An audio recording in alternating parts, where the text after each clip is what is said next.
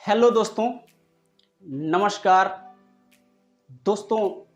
उम्मीद है आप सभी लोग बहुत अच्छे होंगे। दोस्तों, आज का वीडियो उन सभी लोगों को डेडिकेट है जो टाइम की वैल्यू नहीं करते हैं, टाइम को समझते नहीं हैं। टाइम क्या है दोस्तों, एक स्टोरी के माध्यम से समझाने का प्रयास करेंगे और उम्मीद है कि आज का वीडियो आपको बहुत अच्छा लगेगा और आपके जीवन में बदलाव लाएगा। एक पिता होता है और उसका एक पुत्र होता है। पिता और पुत्र एक दूसरे से बहुत प्यार करते हैं और पिता को अपने पुत्र के कैरियर के बारे में बहुत टेंशन होती है। टेंशन इसलिए होती है कि उसका पुत्र जो होता है वो पूरे दिन घूमता है, फिरता है, ऐशो आराम करता रहता है, कोई भी काम नहीं करता है।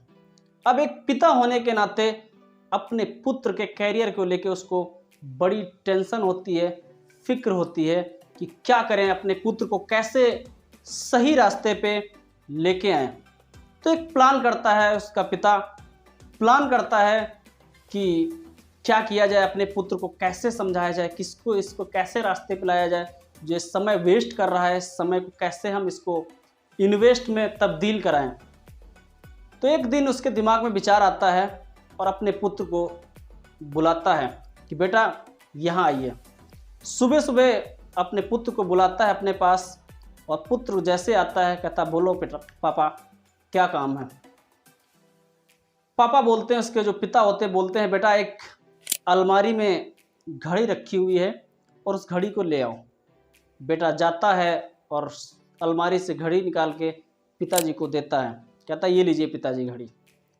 अब पिताजी बोलते हैं घड़ी मुझे नहीं चाहिए, आप अपने पास रखो और इसको मार्केट में ले जाओ और इसकी कीमत पता करो, ये कितने की बिक सकती है, कितने की सेल हो सकती है।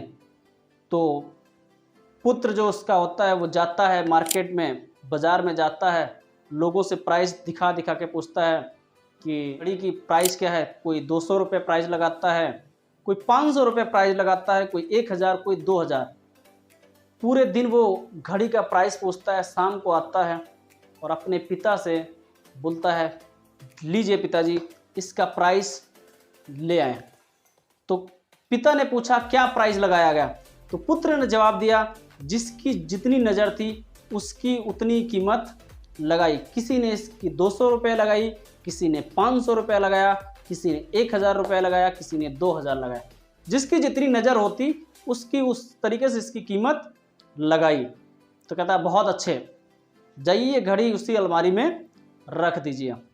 अब पुत्र जाता है और अलमारी फिर रखता है, अपनी उस घड़ी को अलमारी में रख देता है। सुबह फिर दूसरे दिन होता है, दूसरे दिन पुत्र को बुलाता है, बेटा यहाँ आइए हमारे पास। आता है, बोलता है जी पापा बोलिए। कहता अच्छा बेटा जो आपने कल घड़ी रखी थी आपने अलमारी में, उस घड़ी को ले आओ। अब वो पुत्र जाता है, घड़ी को ले आता है। कहता बेटा कल आपने इस घड़ी की कीमत पूछी थी और आज मार्केट में जाइए और इस घड़ी के अंदर जो समय चल रहा है, टाइम चल रहा है, इसकी कीमत पता करके आओ कि इसकी क्या क्या कीमत है। अब वो पुत्र जाता है मार्केट में, बाज़ार में जाता है और पूछता है, अब घड़ी दिखाता है, लोगों से पूछता भाई इसके अंदर जो समय चल रहा है उसकी कीमत क्या है। अब लोग उसको तरह तरह की बातें कहते, ये लड़का पागल हो गया है, ये बेवकूफ़ लड़का है। उसको लोग ताने मारने लगे। पूरे दिन उस घड़ी के अंदर जो समय चल रहा था उस समय के बारे में पूछ रहा था और किसी ने उसका सही जवाब नहीं दिया। अब बहुत तेज़ी से धूप हो रही थी, वो थक हार के एक दुकान पे जाता है और बैठ जाता है। बड़ा तनाव उसके लगता है, बड़े परेशान दिखता है।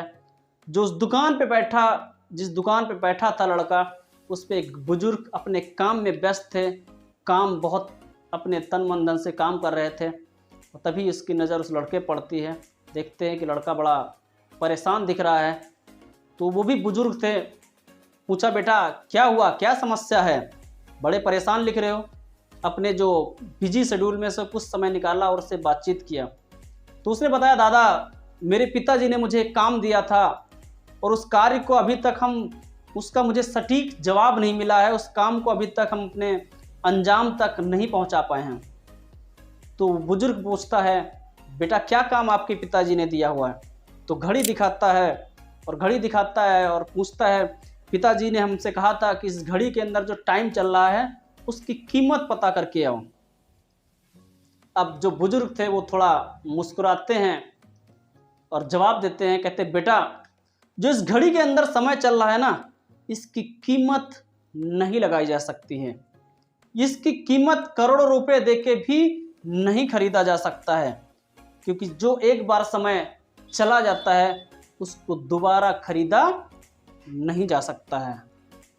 जो आपके पिताजी ने आपसे कहा है वो अनमोल है, इस टाइम को कोई भी खरीद नहीं सकता है। इसीलिए शायद आपको मार्केट में इसका जवाब नहीं मिला, क्योंकि लोग इसकी कीमत को नहीं पहचानते, लोग इसकी कीमत को नहीं बता सकते हैं कि समय की कीमत क्या होती है। अब जो उसका पुत्र होता है उसको समझ में आता है कि मुझे पिताजी ने क्यों दिया है। उसने कहा, अभी तक तो हम अपना समय खेलने कूदने में, दोस्तों के साथ मौज मस्ती करने में जो गुजार रहे थे, वो हम उसको दोबारा नहीं ला सकते हैं, ये आपसे सीखा। तो उस बुजुर्ग को बहुत बहुत धन्यवाद दिया कि आपने मुझे जानकारी दिया। अब वो पुत्र जो होता है घर जाता है, वो घर जाके अपने पिताजी के चरणों में जाके रोने लगता है। पिताजी से कहता है, पिताजी मुझे माफ़ करना। तो उसके पिताजी उससे बहुत प्यार करते, कहते बेटा क्या हुआ, क्या गलती की? तो पूछता है, तो पिताजी को बताता है कि पापा आज जो मैंने मार्केट में जाके सीखा, जो अभी तक हमने समय गुजार रहे थे फालतू कामों में, वो वेस्ट हो रहा था, और जो एक बार समय चला जाता है, बुजुर्ग ने बताया, वो दोबारा कभी भी वापस नहीं आ सकता। अभी तक हम जो लग रहा था कि जीवन बहुत ही सुखमय है, इसका जितना हो सके आनंद में गुजारो, खूब इंजॉय करो, खूब मस्ती करो, मैं यही सोच रहा था। और आज मुझे पता चला जो एक बार समय चला जाता है दोबारा वापस कभी नहीं आता है। आज से मैं अपने समय को अपने कार्य में लगाऊंगा। दोस्तों, आप इस छोटी सी स्टोरी से आप क्या सीखते हैं? हमारे आपके जीवन में भी बहुत सारे ऐसे लोग हैं, हमारे आपके बीच में बहुत सारे ऐसे साथी हैं जिनको लगता है कि जीवन सिर्फ और मौज मस्ती करने के लिए मिला हुआ है, इंजॉय करने के लिए मिला हुआ है। दोस्तों, अगर इस जन्म में, इस दुनिया में अगर आपको मनुष्य बना के भेजा गया है ना, तो कुछ कर दिखाने के लिए भेजा गया है। अपने समय को वेस्ट ना करिए, उस समय का सदुपयोग करिए और अपनी उन्नति में, जो आपकी जिससे प्रगति हो सके, उसमें अपना समय इन्वेस्ट करें, अपना समय वेस्ट ना करें।